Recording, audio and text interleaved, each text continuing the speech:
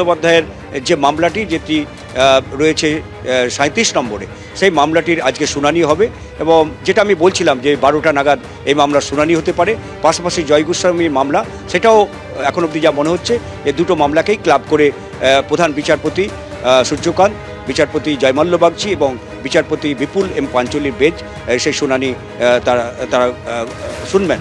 এবং মমতা বন্দ্যোপাধ্যায় তিনি শুনানিতে উপস্থিত হয়ে গেছেন, তিনি সওয়াল করতে চান, তিনি পুরোদস্তুর প্রস্তুতি নিয়ে এসছেন এবং বিচারপতির কাছে নিয়ম মেনে তিনি আর্জি করবেন যে তাকে যাতে ব্যক্তিগতভাবে সওয়াল করতে দেওয়া হয়। এবং যেটা মনে করা হচ্ছে, যেহেতু একের পর এক ছাড়পত্র তাকে দেওয়া হয়েছে, তাকে আসার ছাড়পত্র দেওয়া হয়েছে, শুনানিতে উপস্থিত থাকার ছাড়পত্র দেওয়া হয়েছে, তার গাড়িকে ভেতরে প্রবেশ করার ছাড়পত্র দেওয়া হয়েছে, ফলে মনে করা হচ্ছে যে বিচারপতিরা তাকে ব্যক্তিগতভাবে সওয়ালের সুযোগটা দেবেন এবং সুযোগ পেলে তিনি সওয়াল করবেন। এবং যেটা বারবারই বলছিলাম যে কী কী বিষয়ে তিনি সওয়াল করতে পারেন। প্রথম বিষয় হচ্ছে যে একটা বিশাল পরিমাণ মানুষের মৃত্যু পশ্চিমবাংলায়, 150 জন তারা মারা গেছেন, হয়রানি, আতঙ্ক, হেনস্থার কারণে তারা মারা গেছেন।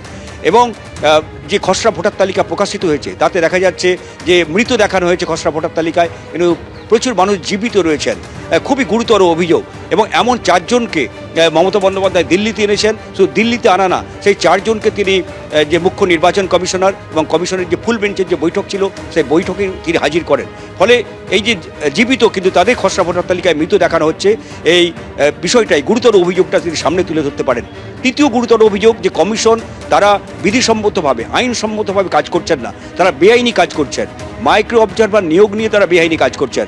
কারণ মমতা বন্দ্যোপাধ্যায়ের দাবি 1950 সালের জনপ্রতিনিধিত্ব আইনে ভোটার তালিকা সংশোধনের যাবতীয় ক্ষমতা এবং কর্তৃত্ব সেটা দেওয়া হয়েছে এইআরও এবং ইআরওদের ওপর, কিন্তু আমাদের রাজ্যের ক্ষেত্রে এসআইআরে ব্যতিক্রমী সিদ্ধান্ত নিয়েছে কমিশন। তোমাকে আবারও আমি বিরত করছি কারণ আমাদের অপর প্রতিনিধি বিজেন্দ্র সিংহের সঙ্গে আমরা যোগাযোগ করতে পেরেছি। বিজেন্দ্র, প্রায়োরিটি লিস্টে কোন কোন জায়গায় মামলা রাখা হয়েছে, অর্থাৎ মমতা বন্দ্যোপাধ্যায়ের মামলা কিভাবে গুরুত্ব দেওয়া হচ্ছে বিজেন্দ্র? দেখো, সুপ্রিম কোর্টের যে কোর্ট নম্বর 1 এর তালিকা রয়েছে, যেখানে 1 থেকে যদি হিয়ারিং স্টার্ট হতো তাহলে 37 নম্বর সাপ্লিমেন্টারি লিস্টে মমতা বন্দ্যোপাধ্যায়ের পিটিশন ছিল।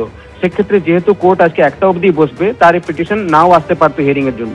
কিন্তু এই মুহূর্তে যেটা ডিসপ্লে বোর্ড দেখাচ্ছে কোর্ট নম্বর 1 এ কোন কোন কেস আজকে কোর্ট প্রায়োরিটি দিয়ে হিয়ারিং করবে, সেটাতে প্রথমে রয়েছে আইটেম নম্বর 1 থেকে 5, এটার হিয়ারিং হবে। তারপরে আইটেম নম্বর 35 শুনবে, তারপরে 16 নম্বর আইটেম শুনবে এবং তারপরেই রয়েছে আইটেম নম্বর 36 এবং 37। অর্থাৎ যে জায়গায় হওয়ার কথা যদি সিকোয়েন্স ওয়াইজ যদি যাওয়া যেত তাহলে 37 যেতে হয়তো দেরি হতো, আজকে নাও হিয়ারিং হতে পারতো। কিন্তু যেহেতু প্রায়োরিটি লিস্টে এখন উপরে দেখা যাচ্ছে ডিসপ্লে বোর্ডে আইটেম নম্বর 36 এবং 37, 36 হলো জয় গোস্বামীর করা মামলা এসআইআর এর বিরুদ্ধে এবং 37 নম্বর হলো মমতা বন্দ্যোপাধ্যায়ের করা মামলা এসআইআর এর বিরুদ্ধে পশ্চিমবঙ্গে। সেক্ষেত্রে মনে করা হচ্ছে কি হয়তো 12টা নাগাদ হিয়ারিং হওয়ার সম্ভাবনা রয়েছে। এই মুহূর্তে মমতা বন্দ্যোপাধ্যায় কোর্টের মধ্যে রয়েছেন এবং যে মেন ম্যাটার ছিল যেটা দোলা সেনের ম্যাটার এবং ডেরেক ওব্রায়ানের ম্যাটার, সেটা এখন 21 নম্বর আইটেমে রয়েছে, কিন্তু সেটা এই মুহূর্তে ডিসপ্লে বোর্ডে প্রায়োরিটিতে দেখাচ্ছে না, কি সেটাকে আগে সুপ্রিম কোর্ট শুনবে। আগে শুনবে 36 নম্বর এবং 37 নম্বর আইটেম, যেটা হলো প্রথমটা জয় গোস্বামীর করা কেস এবং 37 নম্বর হচ্ছে মমতা বন্দ্যোপাধ্যায়ের করা কেসটি। এই মুহূর্তে মমতা বন্দ্যোপাধ্যায় কোর্ট নম্বর 1 এ রয়েছেন। কিছুক্ষণ আগে আমি এই মুহূর্তে আমরা দেখতে পাচ্ছি তুষার মেহতা সলিসিটর জেনারেল তিনিও পৌঁছে গেছেন এবং পুরো কোর্ট ভর্তি রয়েছে, আইনজীবীরা উপস্থিত রয়েছেন কোর্টের মধ্যে এবং এখন মেনশনিং হয়েছে তারপরে আইটেম নম্বর 1 থেকে স্টার্ট হবে হিয়ারিং। কিন্তু 36 এবং 37 প্রথমের দিকে রেখেছে সুপ্রিম কোর্ট প্রায়োরিটিতে এবং সেক্ষেত্রে একটার আগে তার হিয়ারিং হবে, তারই সম্ভাবনা সব থেকে বেশি।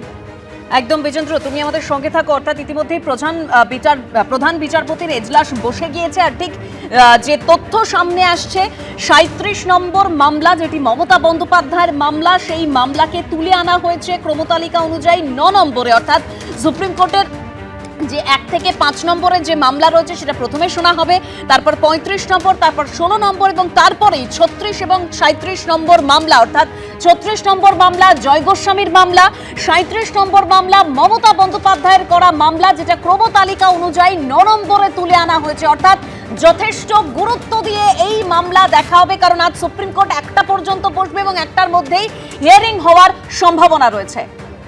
এবিপি আনন্দ এগিয়ে থাকে, এগিয়ে রাখে।